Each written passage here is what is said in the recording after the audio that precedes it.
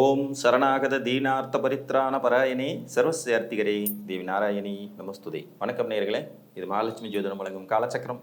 உங்கள் அன்பு ஜோதிடர் ஸ்ரீராம்ஜி பேசுகிறேன். அனைவரும் நலமுடன் இருக்கிறீர்களா? நன்றாகத்தான் இருப்பீர்கள், நன்றாக இருக்க வேண்டும். இன்றைய காணொளியில் நாம் காண இருப்பது 12 லக்கணங்களின் பலன்கள். அதாவது ஏற்கனவே ஒரு 10 நாளைக்கு முன்னாடி ஒரு வீடியோ போட்டிருந்தோம், 12 லக்கணங்களின் பாவங்கள் அப்படின்னு. எந்த ஒரு பாவம் அவங்களுக்கு வீக்காக இருக்கும், ஒவ்வொரு லக்கணத்துக்கும் இந்த பாவகத்தின் அடிப்படையில் அல்லது அந்த பலன்களின் அடிப்படையில் ஏமாற்றத்தை சந்திப்பார்கள்ங்கிறத பற்றி விரிவாக போட்டிருந்தோம். அப்போவே நிறைய பேர் கமெண்ட்ஸில் அப்போ 12 லக்கணங்களுடைய பலம் என்ன சார், அவங்களுடைய பவர் என்ன அப்படிங்கிறதையும் கொஞ்சம் போட்டிருங்கன்னாங்க. அதுக்கான காணொளி தான் இது.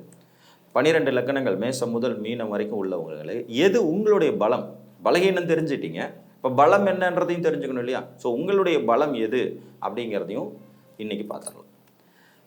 மேச லக்கணம் முதலாவது, இவங்களுடைய பலம் என்ன அப்படின்னு பார்த்தீங்கன்னா, பொதுவாகவே வேகமான செயல்திறன் மிக்கவர்களாக இருப்பாங்க.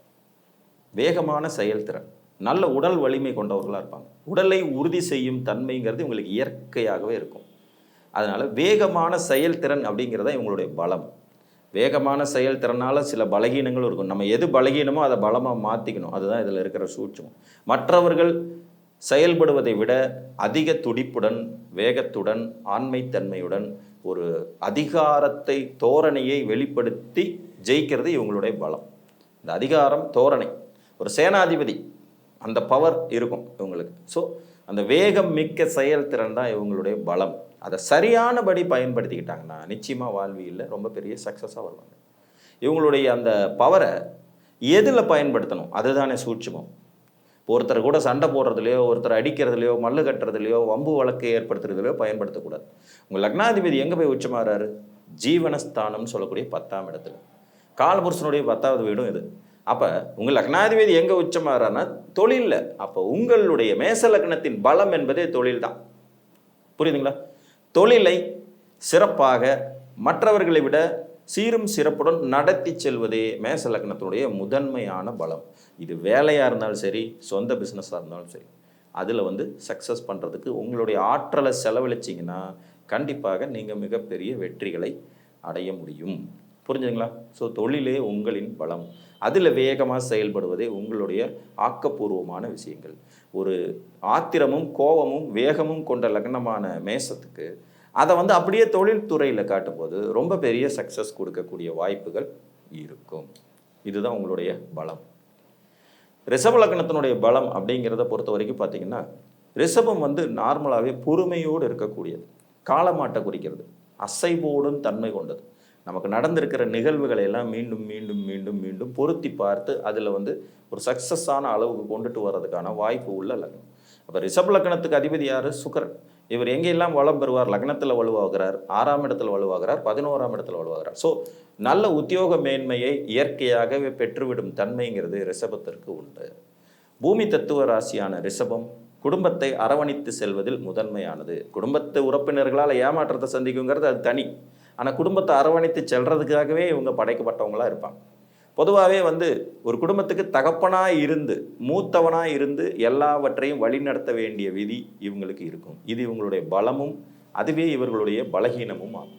தனாதிபதியாகவும் புரோபுண்ணியாதிபதியாகவும் புதன் வருவார். அப்படிங்கிறதுனால இவர்கள் கொஞ்சம் புத்திசாலித்தனத்தை சரியானபடி பயன்படுத்தி கொள்வது வெற்றிக்கான சூட்சுமமாக இருக்கும். ஸோ ரிஷபத்தினுடைய பலம் அப்படிங்கிறது என்ன அப்படின்னா, பொறுமை, விட்டு கொடுத்தல், சகிப்புத்தன்மை. குறிப்பாக வாழ்க்கை துணை விஷயத்தில் சகிப்புத்தன்மையை ரொம்ப ரொம்ப ரொம்ப ரொம்ப ரொம்ப வளர்த்துக்கணும். உங்களுக்கு லாபஸ்தானத்தில் சுக்கிரன் உச்சம் அடைகிறாருங்கனால நீங்கள் எவ்வளோவுக்கு எவ்வளோ பொறுமையாக விட்டு கொடுக்குறீங்களோ அவ்வளோக்கு எவ்வளோ லாபம் வரும். புரியுதுங்களா? எவ்வளோக்கு எவ்வளோ பொறுமையாக விட்டு கொடுக்குறீங்களோ அந்த அளவுக்கு லாப மேன்மையை சந்திக்கும் வாய்ப்பு இருக்கும். பேலன்சிங் பண்ண தெரிய வேண்டும். சரியானபடி பிறந்த குடும்பத்தையும் அமைந்த குடும்பத்தையும் பேலன்ஸ் பண்ணுற ரிஷபம் தான் ஜெயிக்கும். புரிஞ்சுங்களா? ஸோ இதில் நீங்கள் உங்கள் பலத்தை பெருக்கிக் கொள்ள வேண்டியது அவசியம். மிதுன லக்னக்காரங்களுடைய பலம் அப்படின்றதும் பலகீனம் அப்படிங்கிறதும் ஒரே விஷயமாகவே வருங்க. பணத்தை எப்படி கையாளுறதுங்கிறது தான். ஹேண்ட்லிங் த மணி. பணத்தை சரியாக கையாள தெரிவது இவர்களின் பலகீனமாகவும் பலமாகவும் வரும். அதில் தான் ஏமாறவும் செய்வாங்க, அதில் தான் சக்ஸஸும் பண்ணுவாங்க. மற்றவர்களை விட வெகு வேகமாக விஷயத்தை கிரகித்து கொள்ளும் தன்மை மிதுனத்துக்கு உண்டு. அனுபவ அறிவு, பட்டறிவுன்னு சொல்லுவாங்க, இது ரொம்ப ரொம்ப ரொம்ப ரொம்ப ரொம்ப ஜாஸ்தி இவங்களுக்கு. ஆனால் அதே நேரத்தில் பணம் செலவழிக்கிறதுல கொஞ்சம் கூட கண்ட்ரோல் இல்லாமல் இருக்கும். ஸோ இவங்க கற்றுக்க வேண்டிய விஷயமே என்னென்னா நிதானம். பணத்தை எப்படி ஹேண்டில் பண்ணுறது, சரியானபடி எப்படி வார்த்தைகளை பிரயோகிக்கிறது. சொல்லப்போனால் இவங்க வார்த்தை பிரயோகத்தில் தான் மாட்டிக்குவாங்க அடிக்கடி. வாக்கு கொடுத்துட்டு சிக்கிக்கிட்டு முழிக்கிறது யாருன்னா மிதுன லக்னக்காரங்க தான். கடன் விஷயத்தை எந்த அளவுக்கு இவர்கள் குறைத்து கொள்கிறார்களோ, பணத்தை எந்த அளவுக்கு சரியானபடி ஹேண்டில் பண்ணுறாங்களோ, அப்போ இது அவர்களுடைய பலமாக மாறும். இவங்களுடைய உண்மையான பலம்ங்கிறது என்னென்னா எல்லா விஷயத்தையும் தெரிஞ்சு வச்சுருப்பாங்க. அகல உழுவாங்க, ஆழ உழ மாட்டாங்க, அதுதான் பிரச்சனை. அகலமாக உழுவாங்க. நுனிப்புல் மேய்தல் என்பது மிதுன லக்னத்துக்கு இயற்கையாகவே வந்துடும். அவர்கள் தெரிந்து கொண்ட விஷயத்தையே மல்டிபிள் பண்ணி போயிட்டே இருப்பாங்களே ஒழிய மேற்கொண்டு அதுக்குள்ளே ஏதாவது விஷயம் இருக்கான்றதை ஆராய்ச்சி பண்ணாமல் விட்டுடுவாங்க. கம்ப்யூட்டர் துறையிலேருந்து பழைய இரும்பு ஜாமான் வரைக்கும் எல்லாமே தெரிஞ்சு வச்சுக்கிற லக்னம் மிதுனம். ஆனால் முழுமையாக தெரிந்து வைத்து கொள்ளாத தன்மை உள்ளது.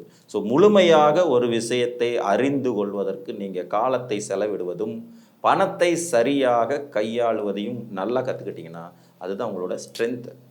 தொலைத்தொடர்பு துறைங்கிறது இவங்களுடைய பயங்கரமான ஸ்ட்ரென்த். தொடர்புகள், இந்த பிஆர்ஓவோ சக்ஸஸ் பண்ணுறது, புரோக்கரேஜில் சக்ஸஸ் பண்ணுறது, திருமண தகவல் மையத்தில் சக்ஸஸ் பண்ணுறது, ஜோதிடத்தில் சக்ஸஸ் பண்ணுறதுலாம் மிதுன லக்னம் தான் ஜாஸ்தியாக இருக்கும். தொடர்புகளை மல்டிபிள் பண்ணிகிட்டே போவாங்க, அதுதான் அவங்களுடைய பலம். வெகு எளிதாக கீழ்மட்டத்திலிருந்து உயர்மட்டம் வரைக்கும் அத்தனை பேருடையும் தொடர்பு வச்சுருப்பாங்க. ஸோ அது இவர்களுடைய பலம். அதை சரியாக பயன்படுத்திக்கணும், அதுதான் அவங்களுடைய பலகீனமாக இருக்கும். கடகலக்கணத்தை பொறுத்த வரைக்கும் பார்த்தீங்கன்னா அரவணைத்து செல்லுதல்ங்கிறது இவங்களுடைய மிகப்பெரிய பலம். இந்த லக்னம் சந்திரனுடைய வீடு, சரியா?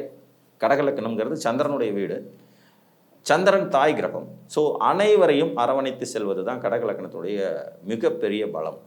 எதிரியையும் தனக்கு கூப்பிட்டு உச்சம் தரக்கூடிய பவர் உள்ளவங்க. 6ஆம் அதிபதி குரு உச்சமாகறீங்க, இவருடைய சந்திரன் உச்சமாகிறது 11. ஆனால் என்னதான் அரவணைப்பு, யோகங்கள், முன்னேற்றங்கள் எல்லாருக்கும் அனுசரணையாக இருந்தாலும் லாப நோக்கங்கிறது இவங்க மனசுக்குள்ளே இருந்துக்கிட்டே இருக்கும். புரியுதுங்களா? காலபுருஷனுடைய தனஸ்தானத்தில் போய் லக்னாதிபதி உச்சமாயிடுறாரு இல்லையா? ஸோ பணம் என்னும் நோக்கத்தை அதிகமாக வளர்த்து கொள்ள வேண்டும். அரவணைப்பு என்பது உங்களுடைய மிகப்பெரிய பலம்.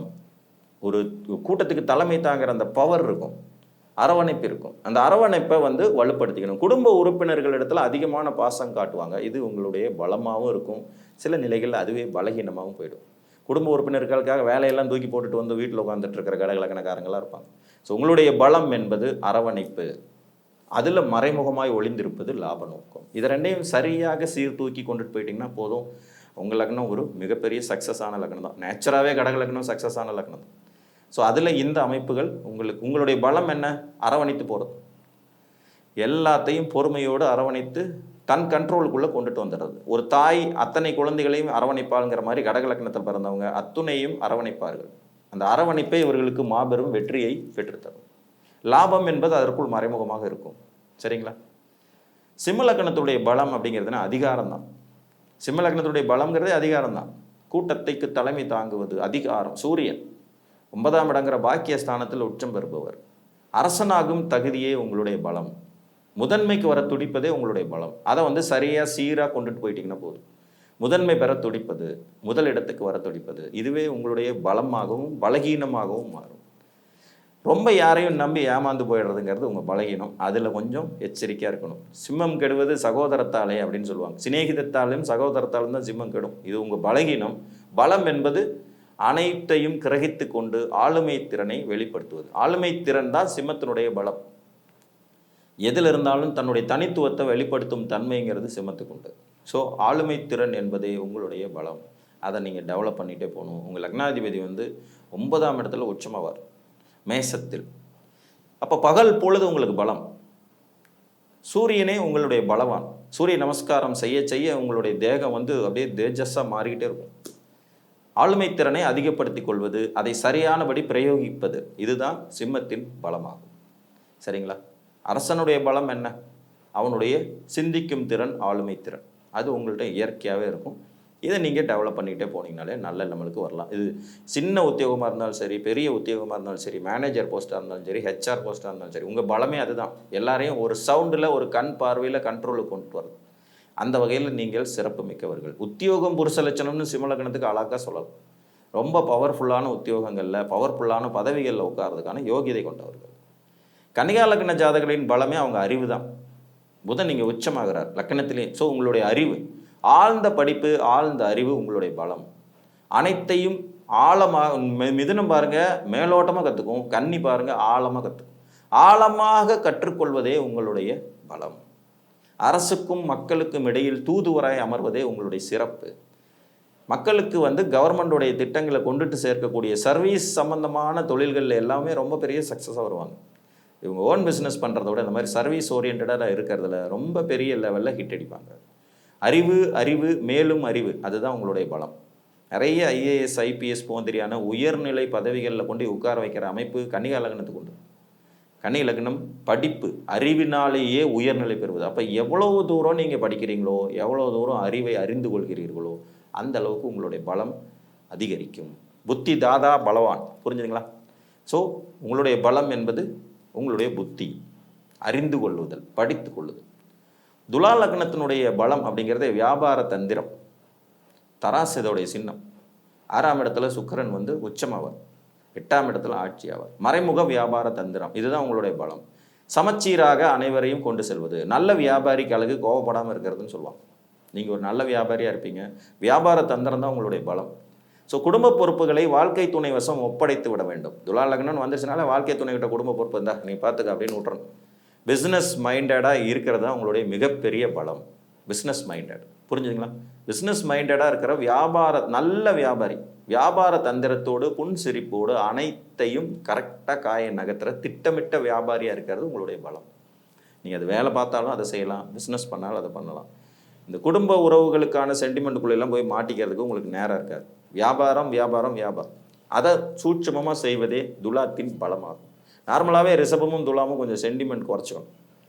இது வியாபாரத்துக்குன்னு படைக்கப்பட்ட லக்னம் துலா லக்னம். சனி இங்கே உச்சமாவார். அப்போ ஆட்டோமேட்டிக்காக பார்த்தீங்கன்னா அந்த அரசு அதிகாரிகள்கிட்ட எச்சரிக்கையோடு இருக்கிறது, அதிகாரம் மிக்கவங்களை அரவணைச்சு செல்வது, அதன் மூலம் லாபத்தை பார்ப்பது, யாரை எங்கே, அதாவது எல்லா கட்சியிலையும் எனக்கு ஆள் இருக்குன்னு சொல்லுவாங்க இல்லையா, அதுதான் துலா லக்னம். எதிர்கட்சியிலையும் ஆள் இருக்குது, ஆளுங்கட்சியிலையும் ஆள் இருக்குது, லெட்டர் பேடு கட்சியிலையும் ஆள் இருக்குங்கிற மாதிரியான ஒரு அமைப்பு. சூட்சுமங்களே வியாபார நுணுக்கத்தின் வெற்றியை பிரதிபலிக்கும் தன்மை. ஜடப்பொருள்களின் காரகத்துவம் துலாம். அதனால் மிகப்பெரிய மெர்ச்சன்டைஸ் எல்லாம் இதில் தான் உருவாவாங்க. மிகப்பெரிய தொழிலதிபர்களும் இதில் தான் உருவாங்க. ஸோ அந்த வகையில் அதை வலுப்படுத்தி கொள்வது, வியாபாரத்தின் நுணுக்கங்களை அறிந்து கொள்வது, அதற்காகவே வாழ்வியலை சமர்ப்பிக்கிறதா உங்களுடைய பலம். விருச்சிக லக்னத்தை பொறுத்த வரைக்கும் பார்த்தீங்கன்னா இவங்களுடைய செவ்வாய் 3ஆம் இடத்துல உச்சம் பெறுவார், 9ஆம் இடத்துல நீச்சம் பெறுவார். விருச்சிக லக்னத்தினுடைய பலம் அப்படிங்கிறது என்னென்னா ஆழ்ந்த சிந்தனை, பிறவி தாண்டிய யோசனை, மறைந்திருக்கும் ரகசியங்களை வெளியில் கொண்டுட்டு வர்றது. அதுதாங்க விருச்சிகத்துடைய பலம். புதையலாக இருந்தாலும் சரி, ஒருத்தன் ஒளிஞ்சுக்கிட்டால் இருந்தாலும் சரி, அவனை கண்டுபிடிக்கிறது தான் விருச்சிகத்தினுடைய பலம். இன்சூரன்ஸ் துறைகள், மக்களின் உயிர் காப்பாற்றும் துறைகள், உயிரை எடுக்கிற துறை, உயிரை கொடுக்குற துறை, இதெல்லாம் உங்களுடைய பலம். பொதுவாக ஆழ்ந்த சிந்தனை, விஞ்ஞானத்தன்மை, மேன்மை அடைய எப்போதும் தயாராக இருக்கிறது, துடிப்புடன் செயலாற்றுவது, இது செவ்வாயினுடைய குணங்கள். அதை இங்கே கொஞ்சம் அடக்கி வாசித்து ஆழ்ந்த சிந்தனையால் அனைத்து காரியங்களையும் சாதிப்பது விருச்சிகத்தின் பலம். அதீத புத்திசாலிகள் உருவாகிறது கன்னிக்கு அடுத்தது விருச்சிக லக்னம் தான். அதனால தான் புதனுடைய நட்சத்திரம் முழுமையாக இங்கே உட்கார்ந்துட்ருக்கோம் கேட்டை. இந்த சிந்தனையை இவங்க நல்வழியில் கொண்டு போனாங்கன்னா சூப்பர் பவராக மாறிடுவாங்க. புரியுதுங்களா? விருச்சிக லக்னத்துடைய பலம் அப்படிங்கிறது என்னென்னா ஆழ்ந்த சிந்தனை, மறைந்திருக்கும் ரகசியங்களை வெளிக்கொணர்வது, மக்களின் தேவைகளை, உயிர் ஆபத்தை நீக்குவது, போக்குவது, அதற்கான சர்வீசஸ் எல்லாம் அது சார்ந்த துறைகள் எல்லாம் தேர்ந்தெடுத்துக்கிறது. இவங்க இந்த கலெக்ஷன் ஏஜெண்டாக இருந்தாங்கனாலும் சரி, இன்சூரன்ஸ் ஏஜென்ட்ஸாக இருந்தாலும் சரி, மருத்துவத்துறையில் இருந்தாங்கனாலும் சரி, அரசியல் துறையில் இருந்தாலும் சரி, துப்புரியும் துறையில் இருந்தாங்கனாலும் சரி, இந்த போலீஸுக்கு சப்போர்ட் பண்ணக்கூடிய துறைகள்னெல்லாம் வரும் இல்லையா, க்ரைம் டிபார்ட்மெண்ட்டு, அந்த தடயவியல் அறிஞர்கள், இதெல்லாம் இந்த லக்னத்திலேருந்து உருவாகிறது தான். ஸோ இது இவங்களுடைய ஸ்ட்ரென்த்து. இதை இவங்க டெவலப் பண்ணிக்கணும். ஆராய்ச்சி மனப்பான்மையை அதிகப்படுத்தி கொள்ள வேண்டும். தனுர் லக்னம்ங்கிறதும் தலைமை பொறுப்பு தாங்க. கிட்டத்தட்ட தலைமை ஏற்கும் தனுசு தான். ஒரு நல்ல ஹெச்ஆராக, நிர்வாகியாக, வெளிநாட்டு தொடர்புகள் மூலமாக ஆதாயம் பெறுவது, மடாலயங்களுக்கு குரு பகவானாக இருக்கிறது, நீதித்துறையில் சாதிக்கிறது, குருவுக்கே உண்டான அந்த மேன்மையான குணங்கள் எல்லாம் இவங்களுடைய ஸ்ட்ரென்த். விட்டு கொடுக்கறது, பெருந்தன்மையாக இருக்கிறது, பெரிய மனச தோரணையில் இருக்கிறது, இது உங்களுடைய பலம். இந்த பலத்தை நீங்கள் மிகுதிப்படுத்திக்கணும். பெரிய மனிதனாய் நடந்து கொள்வதே தனுசுக்கான பலம். குரு மற்றவர்களை வழி நடத்துவது, வழிகாட்டியாக இருக்கிறது, தான் கற்ற வித்தையை மற்றவர்களுக்கு சொல்லிக் கொடுக்கறது.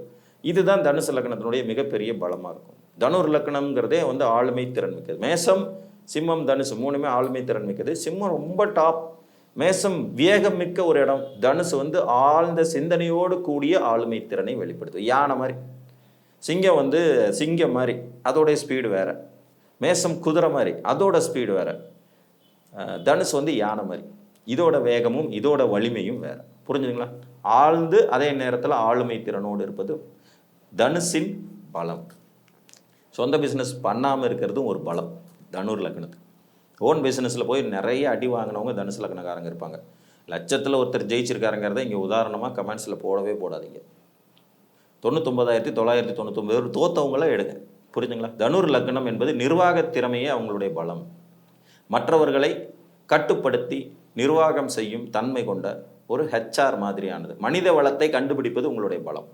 இது உங்களுடைய பலம். இதை அதிகப்படுத்திக்கிட்டே போனீங்கனாலே உங்கள் பலகீனங்கள் மறைந்து விடும். மகர லக்னத்தின் பலம் என்பதே கடுமையான உழைப்பு தாங்க. 20 மணி நேரம் வேலை செய்யணும், அதான் உங்கள் பலம். குடும்பம், பொண்டாட்டி, பொல்ல குட்டி எல்லாமே செகண்டரி. உழைப்பு உழைப்பு. என்ன நீங்கள் துறையில் இருந்தீங்கனாலும் சரி, சனி பகவான் உங்களுக்கு கொடுக்கணும்னாலே உழைப்பு தான். சரியா? பூமி தத்துவம் கொண்ட மகரத்தின் நிலைத்த தன்மை என்பது உழைப்பு. அதுலேயும் ஒரே ஒரு துறையை தேர்ந்தெடுத்து அதில் இருக்கிற கடைசி ஆளை வரைக்கும் போய் பார்த்துறோங்கிற உழைப்பில் இருக்கிறவங்க மகரம். இதுவே உங்களுடைய பலம். அதற்காகவே நீங்கள் கால நேரம் பார்க்காம உழைச்சே ஆகணும். உழைப்பு தான் உங்களுடைய பலம். அதை நீங்கள் டெவலப் பண்ணிகிட்டே போகணும். மற்ற உறவுகளுக்கு முக்கியத்துவம் கொடுக்காமல் இருக்காங்கங்கிற பேர் அதெல்லாம் வரத்தான் செய்யும். அதை இந்த காதில் வாங்கி இந்த காதில் விட்டுட்டு உழைப்பை நோக்கி உங்களை நகர்த்தி கொண்டே செல்வதே உங்களுடைய மிக பெரும் பலமாக இருக்கும். உங்கள் லக்னாதிபதி 10ஆம் இடத்துல போய் உச்சமாவார். அது சுக்கிரனுடைய வீடு. மக்களுக்கு இது வந்து சமுதாயத்தை குறிக்கக்கூடிய காலபுருஷனுடைய 7ஆம் இடம். அப்போ 7ஆம் இடத்துல லக்னாதிபதி போய் உச்சமாகிறார். காலபுருஷனுக்கு 7ஆம் இடத்துல உங்கள் லக்னாதிபதி போய் உச்சமாகிறார். அப்போ மக்களுக்கு சேவைப்படக்கூடிய ஒரு சேவை தொழிலை தேர்ந்தெடுத்து அதில் உங்களுடைய உழைப்பை முழுமையாக போடும்போது உழைப்பின் மேன்மையினால் உயர்ற அமைப்பு மகர லக்னத்துக்கு இயற்கையாகவே கிடைக்கும். அதனால் உழைப்பு உங்களுடைய பலம். அதுதான் உங்களுடைய மிகப்பெரிய வெற்றிக்கான சொத்தாகவும் இருக்கும். கும்பலக்கணத்துக்கும் அதே சனி பகவான் தான். அதே நேரத்தில் இவருக்கு வந்து 9ஆம் இடத்துல போய் உச்சமாவார். 9ஆம் இடத்துல காலபுருஷனுக்குரிய தொடர்புகள் ஸ்தானத்தில் உச்சமாகிறாரு. இதுவும் கிட்டத்தட்ட உழைப்பு தான். ஆனால் லைம் லைட்டுக்கு வர்றதுக்கு விரும்பாமல் இருக்கிறதா இவங்களுடைய பலம். அதாவது புகழின் வெளிச்சம் உங்கள் மேலே படாமல் பார்த்துங்க, அதுவே பெரிய பலம். புகழ் வெளிச்சம் படும்போதெல்லாம் நிறைய சங்கடங்களை சந்திக்கும் விதி இவங்களுக்கு இயற்கையாகவே இருக்கும். அந்த வகையில் புகழ் வெளிச்சம் படாத மாதிரியான அமைப்பில் உழைப்பை வெளிப்படுத்துவது உங்களுடைய மாபெரும் பலம். உங்களுடைய அறிவு ஒரு குடத்துக்குள்ளே விளக்கு மாதிரியே போயிடும். அதனால் அதை வெளிக்கொண்டு வந்து பிரகாசிக்க வைக்க வேண்டியது உங்களுடைய பொறுப்பு.